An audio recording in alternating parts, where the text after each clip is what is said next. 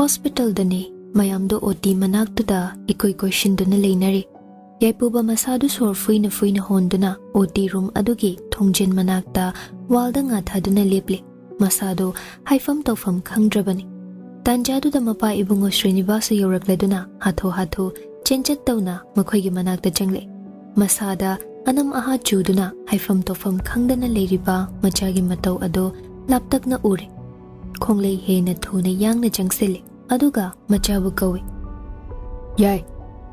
Yaipuba mapana kaurakpa aduda manglambadu toklaga mapagi maikaida masado onsillaga khumningdana khumi. How? Baba, kamay dawino?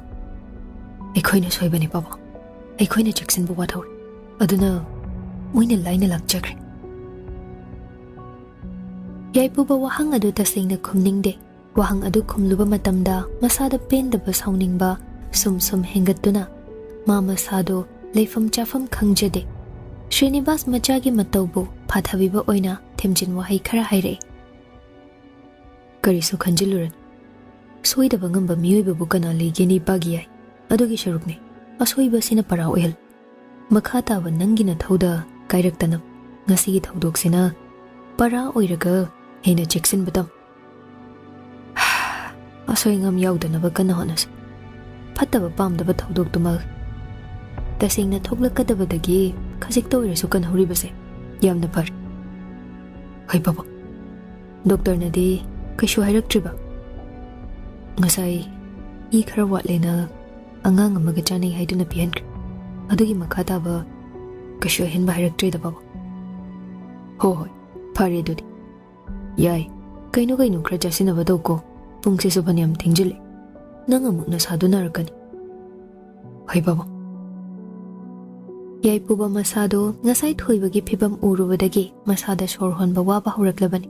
Adubu thoibagi tang taba amakhakti khanglamkhige khanduna namduna waba khangjilaga ma leiribani. Oti room adugi ngalamba maingaldo mutkre ngahak leibaga thoknarakle operation tawbada yawba doctor nurse singso. Ama ni de leihori mal doctor thoklakpa ubada yaipuba phengna changsilaga. Doctor asokpagi phibam sibo. Doctor do Sorama sang hondoklaga tapna yaipubagi mipaibadu kokhanba oina hojikpudi kisu dawr thuna pukhalakpagi su kanbangambani aikhoidi masa sokpa khusoktuda ingni pau khaludrabani adubu anabana ngamdana he khangle haiduni yaipuba wafamdu tabada thawai warambadu kharadi phare. Thank you doctor. Yam nungaijari. Si haiduna insect tawnai doctor do wa makha taraduna Hauzi ma observation room da 24-hour thamkin. Aduga masagyan lakpadi khar thengna lakani. Ngak leibaga sachat kesu la. Ahoi, phani doctor. Adudi noi kana no mai Kevin da law ko. Si hairam laga doctor du chatre. Macha yaipu bana chat ke tawriba ado Srinivas na khamlaga. Yai. Ipawi na chatluraki. Nang thoibabu haipet yengamagane. Nasadu kai kino chaselaga pothana badawzar. Yaipuba maso mapana haibaduda dumagyazari. Ka hena mariyet ninga yaudabana. Adubo maso masadu warabani. Hai baba. Si hairaga mamay leiduna thoibabu yengba observation room adu tamna lai. Room adugi thongjindo he kansinbaga ure. Bandage na ungaw na yomladuna. Tuminna asiba amagum yatariba nupado. Yaipuba madu ubada nungaijade. Haiso haibani yam thina sokle thoibado. Kanbangam hawi haijaba khaktani. Amuk haugatlaga hanagum chatpangam lakadawa mandre haina masama thanta khanje yaipuba. Thongjindo duma kansinbangamda nakalda famnava tharibaduda tumin phamthaduna leikre. Mamai luktha makokta makhut hapladuna tumin leikre. Fidamba changlaktuna yaipubana phamlibadugi manakta maso phamtharaklaga haire. Sir, thoibadagi atopa kaishu phangdi. Pendrive amakak natana. Si hairaga magi pocket dagi pendrive ama lawthoraklaga yaipuba mangonda pire. Yaipuba pendrive tu tapna lawi aduga makhutna jejet paisili. Tapna asumna wa amuk haire. Ei thazadi. Mama thandana mayamdudagi nanthokhlaga chelakani haiba hina thazaba ngamdi. Hoi, adudi makhata na dumak thisinjahige sir. Yaipuba ngahak WakhaL khalaga haire. Magi Purit Kongrao, Pazana Ying. Hoi, sir. Yaipubado Duma, Kumlamda, from Lambadagi Hogatuna Chetkre. Masado Sumsum Gamsilaktaba Duda, Mama Pabutire. Srinivasa Doctor Unarubagi, Toglak Pagamapa Janare, Yaipuba, Mapagi Manakta Jangaga, Makhongasu, Kara Siri Siri Tauduna Kaure. Baba. Srinivas Noklaga Kumi. How ne? Nangbu. Hai Bagatobaga Nasadungam Latrabo. Hoi Baba. Hey Shoron Bawarak Bagumsado. Yumda Lebadi no Hitri. Aduna Pabung office Pogdum the Tin Buba. Hoi hoi. Ipa Tin Birgilo. Si Haiduna, Mapa Machado Thorakle, Srinivas na Mang Thaduna Thokpani. Yaipuba Sutapna Tapna, Mapagi Matung Inaduna Thoklakpani. Magi Nakan Oirapna, Pimu set Panupa Ama, Kambrang na Chensele. Aduga Yaipubada, Jejet Ama Pisele. Yaipuba Yang Thorakpani, Aduba Nupaduna, Manawa Nganglak Tringaida, Fadhaire, Silkina. Wa Makha Muktanadre, Jejet Tuta Paiduna, Gam Thokle Yaipuba, Aduga, Nupadu Soduma, Maning the late Haduna Lehore. Somdana, Hentoishnado, Masanungay de Haiduna, Pamungdagi, Machi Lingdri. Masado, Inam Namsin Bagum Tawi Haiduna, Walang Ingangang the Nalebani. Kolak Pagi MAKHAL Aduda, bedside table the charge Tauduna Tamliva phone Adu Satuklaga, Koladu Kanagino Ying. Mamagi Urambaduda, Nokfet Tauraga, Goldu Paikatli. Hello, Mama. Tampaso, Machagi Konjel Tarabada Noklaga. Nangbunai Haiduga Mindorino ne. Nahan Kewari Susana de, Mama di Kanana Hira Kangiba. Hentoishnado, Ngak Nahanglakpani. Tampa, Soire Haigom, Wadu Semtore. Aine, Mangnungaide. Nang Kana Laiho Horambaduda, Haifet Hangena, Noyai Pagi Mama da Kol Dobani, Aduda Kangini. Hentoishnado, Amukasungakna. Kaino Mama, Mama Sentanugi number na Kaide Loriba. Tampa, Wadu Taidoklaga, Kumnaba Hotnare. Haima, Sum Kui Hangdana Lady Doris.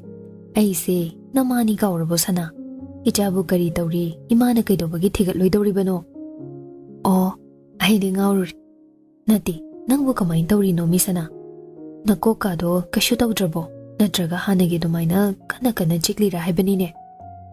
Chick by that doy, Kanadi Dodiba, Adoga, Oning Shulagum doy. Hidak Jaragane, Mine Pazanis, Adoka Boyadi. Adomama, Kinum Tangya. Hangune. Aina Hana, accident Hokrakanda, Aina Kaukibami, Natraga, Todoka Libra. Tampas Wailawi, Adobuka Shuto the Basaraga. Karino Ninang Haidubo, Imadi Kukpungaw. Chumna the accident Machama Tokpa Duna, Ichada Kaido Dorino Sana, Mamana, Taina Duk Pazana Sena Credul, Ichaka Sutoti. Nasanungay Tabaduda, Sum Chumna, Hiningba Powder Boyram, Henagaisu Kanjilunuda. Hoi Mama, Kanjilar. Ado, I am Mukmangda, Nupamaga Waris Hanarambagi, Hekek Uyanahanke. Angang Apikpa Mane, Aduga, Nupa Karahanba Maga. Sum Uri Nida, Noina drama Kay Pungying Baduda. Kong de Mama, drama Ying Mandana, Tori Razo. Paris. Ado, Nangbo exam Nakamain Doba.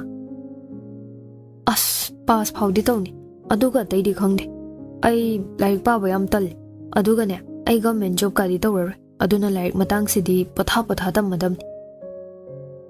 Hoida, Nangna Bambata, Soida Soyangan. Hoi Mama, Najasana Loin Kangzai, Soyanjer. Pare, Adudi, Mamagano, my doctor Jacob Jetluna Vatosiko. Hoi Mama. Pathazar.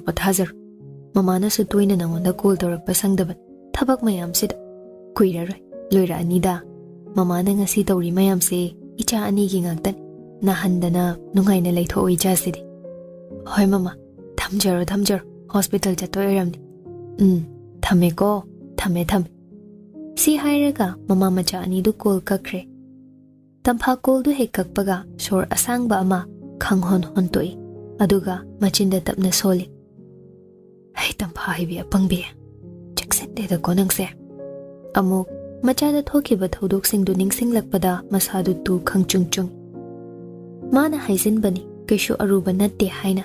ꯑꯗꯨꯕꯨ ꯃꯇꯝꯗꯨꯗ ꯊꯣꯛꯈꯤꯕ accident ꯑꯗꯨ ꯌꯥꯝꯅ ꯇꯝꯊꯤꯈꯤ ꯄꯤꯛꯂꯤꯕ ꯍꯦꯟꯊꯣꯏꯁꯅꯥ ꯌꯥꯎꯕ car ꯑꯗꯨ truck ꯑꯅꯤꯅ ꯃꯃꯥꯡ ꯃꯅꯤꯡꯗꯒꯤ ꯊꯣꯝꯖꯤꯜꯂꯛꯄꯅꯤ ꯂꯥꯏꯕꯛ ꯐꯕꯅ ꯍꯦꯟꯊꯣꯏꯁꯅꯥꯅ ꯊꯣꯡ ꯍꯥꯡꯗꯨꯅ ꯀꯨꯝꯂꯛꯄ ꯃꯄꯥ ꯇꯥꯕꯅꯤ ꯑꯗꯨ ꯐꯥꯎꯕꯗ ꯌꯥꯝ ꯊꯤꯅ ꯁꯤꯠꯇꯨꯅ ꯆꯠꯂꯒ ꯄꯣꯁꯇ ꯃꯀꯣꯛ ꯌꯩꯁꯤꯟꯈꯤꯕꯅꯤ ꯍꯤꯡꯈꯤꯅꯤ ꯊꯥꯖꯅꯔꯨꯗ꯭ꯔꯕꯅꯤ ꯇꯝꯐꯥ ꯊꯧꯗꯣꯛꯇꯨ ꯅꯤꯡꯁꯤꯡꯂꯒ ꯊꯧꯉꯝꯕ ꯅꯪꯕꯨ ꯍꯥꯠꯇꯅꯗꯤ ꯑꯩ ꯁꯤꯔꯣꯏꯗ ꯑꯁꯨꯛ ꯋꯥꯕ ꯆꯩꯅꯥꯁꯤꯡ ꯑꯁꯤ ꯏꯇꯣꯝꯇ ꯈꯪꯍꯟꯕꯇ ꯅꯠꯇꯅ ꯅꯪꯅ ꯑꯩꯒꯤ ꯏꯆꯥꯕꯨꯁꯨ ꯍꯥꯠꯅꯕ ꯀꯌꯥꯔꯛ ꯇꯧꯕꯅꯤ ꯃꯗꯨ ꯃꯌꯥꯝ ꯑꯗꯨꯒꯤ ꯂꯃꯟ ꯑꯩꯅ ꯇꯝꯐꯥꯅ ꯁꯣꯏꯗꯅ ꯁꯤꯡꯈꯤꯅꯤ ꯅꯪꯕꯨ ꯅꯆꯥꯅꯨꯄꯤꯃꯛꯀꯤ ꯃꯈꯨꯠꯅ ꯍꯥꯠꯍꯟꯕ ꯉꯝꯗ꯭ꯔꯕ ꯑꯩ ꯇꯝꯐꯥ ꯅꯠꯇꯦ ꯁꯤ ꯍꯥꯏꯔꯒ ꯃꯆꯤꯟ ꯆꯤꯡꯂꯒ ꯅꯣꯛꯂꯤ ꯁꯣꯝꯗꯅ ꯁꯤꯜꯀꯤꯗꯨ ꯁꯣꯛꯂꯦ ꯍꯥꯏꯗꯨꯅ ꯍꯣꯁꯄꯤꯇꯥꯜ ꯑꯃꯗ ꯃꯥꯁꯨ ꯐꯖꯅ ꯇ꯭ꯔꯤꯠꯃꯦꯟ ꯇꯧꯗꯨꯅ ꯁꯨꯔꯖꯅ ꯊꯝꯕꯤꯔꯤ ꯁꯨꯔꯖ ꯇꯞꯅ ꯃꯆꯜꯗ ꯋꯥ ꯍꯪꯂꯦ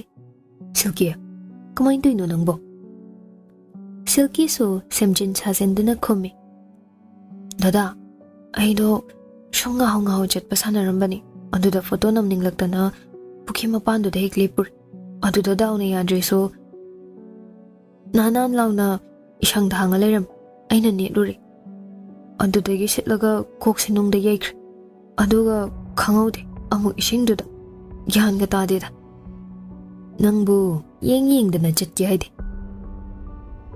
ꯁꯤꯜꯀꯤꯗꯨ ꯈꯪꯖꯤꯟꯅꯗꯕ ꯁꯥꯔꯒ ꯑꯩꯁꯨ ꯒ꯭ꯌꯥꯟ ꯇꯥꯍꯧꯗ꯭ꯔꯦ ꯑꯗꯣ ꯗꯥꯗꯥ ꯅꯣꯏ ꯃꯌꯥꯝꯅ ꯀꯣꯜꯗ ꯁꯥꯎꯅ ꯂꯧꯅꯩꯗꯣ ꯀꯩꯒꯤꯅꯣ ꯉꯔꯥꯡꯁꯨ ꯃꯔꯥꯡ ꯌꯥꯝ ꯇꯧꯏ ꯅꯣꯡꯃꯩ ꯃꯈꯣꯜꯁꯨ ꯇꯥꯏ ꯀꯩꯁꯨ ꯅꯠꯇꯦꯗ ꯑꯩꯈꯣꯏꯅ ꯃꯤ ꯑꯃ ꯐꯥꯕꯅꯤ ꯃꯤꯗꯨ ꯅꯪꯅ ꯏꯁꯤꯡꯗ ꯇꯥꯁꯤꯜꯂꯤꯉꯩꯗ ꯆꯥꯟꯁ ꯂꯧꯗꯨꯅ ꯆꯦꯟꯈ꯭ꯔꯦ ꯑꯗꯨꯒꯤ ꯇꯥꯟꯅꯕꯒꯤꯅꯤ ꯑꯁ ꯑꯗꯨꯗꯤ ꯀꯃꯥꯏꯅ ꯇꯧꯔꯦ ꯐꯥꯔꯕꯣ ꯅꯨꯡꯉꯥꯏꯇꯕ ꯁꯥꯔꯒ ꯍꯥꯏꯔꯛꯄꯅꯤ ꯁꯤꯜꯀꯤꯅ ꯍꯣꯏ ꯐꯥꯔꯦ ꯍꯥꯏꯔꯁꯨ ꯌꯥꯔꯦ ꯑꯗꯨ ꯀꯅꯥꯒꯤ ꯃꯤꯅꯣ ꯌꯦꯡꯒꯦꯅ ꯊꯅꯝꯃꯒ ꯌꯦꯡꯉꯤ ꯁꯤꯜꯀꯤ ꯃꯤꯍꯨꯜꯗꯨ ꯈꯪꯆꯣꯡ ꯆꯣꯡꯂꯦ ꯑꯗꯨꯕꯨ ꯐꯥꯊꯔꯒ ꯀꯅꯥꯒꯤ ꯃꯤ ꯑꯣꯏꯔꯝꯃꯒꯦ ꯗꯥꯗꯥ ꯌꯥꯏꯄꯨꯕꯒꯤ ꯃꯥꯗꯤ ꯌꯥꯝ ꯐꯥꯎ ꯂꯩꯔꯝꯃꯤꯅꯤ ꯆꯍꯤ ꯈꯔ ꯂꯦꯝꯅ ꯊꯥꯕꯤꯕꯁꯤꯗ ꯑꯦ ꯃꯥꯅ ꯀꯃꯥꯏ ꯉꯝꯗꯣꯏꯅꯣ ꯑꯗꯨꯕꯣ ꯉꯛꯁꯤꯟꯅꯔꯒ ꯁꯤꯜꯀꯤꯅ ꯃꯕꯨꯡꯗ ꯍꯪꯂꯛꯑꯦ ꯁꯨꯔꯖꯅ ꯇꯨꯃꯤꯟ ꯂꯩꯕ ꯍꯧꯗꯣꯡꯅ ꯆꯐꯨ ꯉꯝꯃꯦ ꯍꯥꯏꯗꯨꯅꯤ ꯑꯗꯨꯕꯨ ꯃꯥ ꯍꯟꯗꯛꯇꯤ ꯂꯦꯝꯅ ꯊꯥꯔꯔꯣꯏ ꯍꯣꯏ ꯗꯥꯗꯥ ꯁꯤꯜꯀꯤ ꯋꯥꯗꯨ ꯃꯈꯥ ꯇꯥꯅ ꯉꯥꯡꯅꯤꯡꯗ꯭ꯔꯦ ꯃꯥ ꯁꯥꯎꯅꯤꯡꯉꯤ ꯁꯨꯔꯖꯅ ꯌꯥꯏꯄꯨꯕꯅ ꯊꯕꯛꯁꯤꯡꯗꯣ ꯇꯧꯍꯟꯕꯅꯤ ꯍꯥꯏꯕ ꯈꯪꯈꯤꯕ ꯑꯗꯣ ꯃꯥꯅ ꯌꯥꯔꯤꯡꯈꯩ ꯂꯣꯠꯀꯦ ꯈꯟꯕꯅꯤ ꯁꯨꯔꯖ ꯐꯝꯂꯝꯕꯗꯒꯤ ꯍꯧꯒꯠꯂꯒ ꯅꯥꯕ ꯐꯅꯕ ꯇꯧꯔꯣ ꯁꯤꯜꯀꯤ ꯅꯪꯒꯤ ꯊꯕꯛ ꯌꯥꯝ ꯂꯩꯔꯦ ꯑꯗꯨꯒ ꯃꯊꯪꯗ ꯆꯦꯛꯁꯤꯜꯂꯨ ꯑꯩꯒꯤꯗꯤ ꯅꯪ ꯈꯛꯇꯅꯤ ꯏꯆꯜꯅꯦꯅ ꯂꯩꯔꯤꯁꯦ ꯅꯪꯅ ꯑꯗꯨꯃꯥꯏꯅ ꯆꯣꯛꯄꯗꯣ ꯑꯩ ꯌꯦꯡꯕ ꯅꯨꯡꯉꯥꯏꯇꯦ ꯍꯣꯏ ꯗꯥꯗꯥ ꯁꯨꯔꯖ ꯊꯣꯛꯈ꯭ꯔꯦ ꯁꯤꯜꯀꯤ ꯊꯣꯛꯈ꯭ꯔꯤꯕ ꯁꯨꯔꯖꯇ ꯃꯨꯟꯅ ꯌꯦꯡꯗꯨꯅ ꯃꯪꯂꯒ ꯂꯩꯍꯧꯏ ꯃꯆꯤꯟꯗ ꯑꯁꯨꯝꯅ ꯁꯣꯜꯂꯛꯏ ꯅꯪꯒꯤ ꯃꯤꯅꯨꯡꯁꯤꯗꯣ ꯑꯩ ꯄꯥꯝꯗꯦ ꯁꯨꯔꯖ ꯐꯠꯇ꯭ꯔꯕ ꯅꯣꯏꯒꯤ ꯃꯤꯅꯨꯡꯁꯤꯗꯣ ꯑꯩ ꯄꯥꯝꯗꯦ ꯑꯩꯅ ꯐꯠꯇꯕꯤ ꯑꯣꯏꯔꯤꯁꯦ ꯅꯣꯏꯅ ꯑꯣꯏꯍꯟꯕꯅꯤ ꯃꯤꯅ ꯀꯤꯅꯔꯕ ꯊꯕꯛ ꯀꯌꯥ ꯇꯧꯔꯤꯁꯤ ꯅꯣꯏꯅ ꯇꯧꯍꯟꯕꯅꯤ ꯑꯩꯅ ꯂꯥꯟꯕ꯭ꯔꯣꯁꯦ ꯑꯩꯅ ꯊꯃꯣꯏ ꯄꯥꯟꯗꯕꯤ ꯑꯣꯏꯔꯤꯁꯦ ꯑꯩꯒꯤ ꯀꯔꯤ ꯏꯔꯥꯜ ꯂꯩꯕꯅꯅꯣ ꯑꯩꯅ ꯅꯨꯡꯁꯤꯕ ꯃꯥꯕꯨ ꯃꯌꯥꯝ ꯃꯥꯡꯗ ꯐꯣꯡꯅ ꯅꯨꯡꯁꯤꯕ ꯌꯥꯗꯕ ꯑꯩꯒꯤ ꯄꯨꯟꯁꯤꯁꯦ ꯀꯔꯤ ꯄꯥꯞ ꯆꯦꯟꯕꯒꯤꯅꯣ ꯑꯩ ꯅꯣꯏꯕꯨ ꯉꯛꯄꯤꯕ ꯄꯨꯟꯁꯤꯒꯤ ꯉꯝꯂꯣꯏ ꯁꯨꯔꯖ ꯁꯤ ꯍꯥꯏꯔꯒ ꯅꯨꯄꯤꯗꯣ ꯍꯣꯁꯄꯤꯇꯥꯜꯗꯨꯗ ꯑꯉꯥꯎꯕꯤ ꯑꯃꯒꯨꯝ ꯀꯞꯂꯤ ꯑꯗꯨꯕꯨ ꯇꯥꯕꯤꯈꯤꯗꯦ ꯀꯅꯥꯅ ꯃꯥꯒꯤ ꯋꯥꯀꯠ ꯎꯕꯤꯈꯤꯗꯦ ꯀꯅꯥꯅ ꯃꯥꯒꯤ ꯃꯤꯠꯂꯨꯄꯤꯔꯥ ꯈꯪꯕꯤꯈꯤꯗꯦ ꯀꯅꯥꯅ ꯃꯥꯅ ꯈꯥꯡꯂꯤꯕ ꯆꯩꯅꯥ ꯑꯁꯤꯒꯤ ꯃꯌꯥꯏ ꯂꯣꯏꯈꯤꯗ꯭ꯔꯥ ꯅꯨꯖꯥ ꯃꯥꯒꯤ ꯄꯨꯟꯁꯤ ꯑꯁꯨꯝꯅ ꯆꯟꯅꯐꯝ ꯈꯪꯗ ꯇꯝꯂꯝꯗ꯭ꯔꯕ꯭ꯔꯥ ꯅꯨꯡꯉꯥꯏꯕ ꯍꯥꯏꯕꯗꯣ ꯃꯥꯒꯤ ꯂꯥꯏꯕꯛꯇ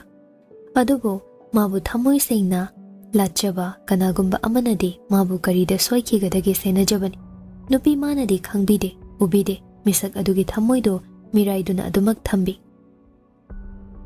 ꯌꯥꯏꯄꯨꯕ ꯃꯦꯟ ꯑꯣꯐꯤꯁ ꯂꯣꯝꯗ ꯑꯣꯏꯅ ꯃꯄꯥꯅ ꯄꯨꯔꯛꯇꯨꯅ ꯄꯣꯊꯥꯍꯜꯂꯝꯃꯤ ꯌꯨꯝꯗ ꯆꯠꯂꯕꯗꯤ ꯁꯤꯟꯊꯥꯅꯨꯅ ꯄꯥꯈꯠꯈꯤꯅꯤ ꯍꯥꯏꯅ ꯈꯟꯕꯒꯤꯅꯤ ꯑꯗꯨꯅ ꯑꯣꯐꯤꯁꯇ ꯅꯤꯡꯊꯤꯅ ꯃꯄꯥꯅ ꯄꯣꯊꯥꯍꯜꯂꯤ ꯁ꯭ꯔꯤꯅꯤವಾꯁꯅ ꯅꯪꯕꯨ ꯌꯥꯗꯧꯔꯤꯕꯣ ꯌꯥꯏ ꯌꯥꯔꯅꯤꯗ ꯄꯥꯎ ꯑꯗꯣ ꯑꯩ ꯉꯁꯤꯗꯤ ꯌꯨꯝꯗ ꯂꯥꯛꯑꯔꯣꯏ ꯑꯗꯨꯅ ꯏꯃꯥꯗ ꯐꯅꯕ ꯈꯔ ꯍꯥꯏꯅꯕꯤꯌꯨ ꯑꯗꯨꯒ ꯍꯦꯟꯊꯣꯏꯁꯅꯥꯗꯣ ꯑꯩꯒꯤ ꯅꯥꯛꯇ ꯁꯦꯕꯥ ꯇꯧꯅꯕ ꯂꯥꯛꯀꯜꯂꯣ ꯊꯕꯛꯁꯨ ꯁꯤꯟꯗꯣꯛꯇꯧꯕ ꯂꯩꯔꯤꯕꯅꯤ ꯍꯣꯏ ꯏꯄꯥ ꯍꯦꯟꯊꯣꯏꯗꯨ ꯊꯥꯔꯛꯀꯦ ꯏꯆꯥꯒꯤ ꯅꯥꯛꯇ ꯗꯣꯛꯇꯔ ꯂꯤꯟꯊꯣꯏꯁꯨ ꯂꯥꯛꯑꯅꯤ ꯄꯥꯎ ꯄꯤꯈ꯭ꯔꯕꯅꯤ ꯍꯣꯏ ꯕꯥꯕꯥ ꯁ꯭ꯔꯤꯅꯤವಾꯁꯁꯨ ꯆꯠꯈ꯭ꯔꯦ ꯌꯥꯏꯄꯨꯕ ꯃꯥꯒꯤ ꯅꯥꯛꯇ ꯀꯅꯥ ꯑꯃꯠꯇ ꯂꯩꯇ꯭ꯔꯕ ꯃꯇꯝꯗꯨꯗ ꯉꯁꯥꯏ ꯁꯤꯜꯀꯤꯅ ꯄꯤꯔꯛꯄꯅꯤ ꯍꯥꯏꯕ ꯆꯦꯗꯣ ꯐꯥꯛꯇꯣꯛꯂꯒ ꯌꯦꯡ tanan tanan mayek khara irami khangi yaipubana madugi khui ado silki gini haiba tapna paba hore adubu masado haifam tawfam khangda khoirang khoisaune machinda soli aina nangbu warogi kyar khonab adubu nang nek tangamante nangse pattabini thamoi pandabini nasagi da khanba ahin ba pambini haina thina ichil sina jaining adubu thamoi sina nang pattabi nati tatana aina nangbu thina jaiba ngamdabane masigi thawdok sina nangi karamba ta karamba chaina mugi phamda pige khanbagi nangna aigi ting pangli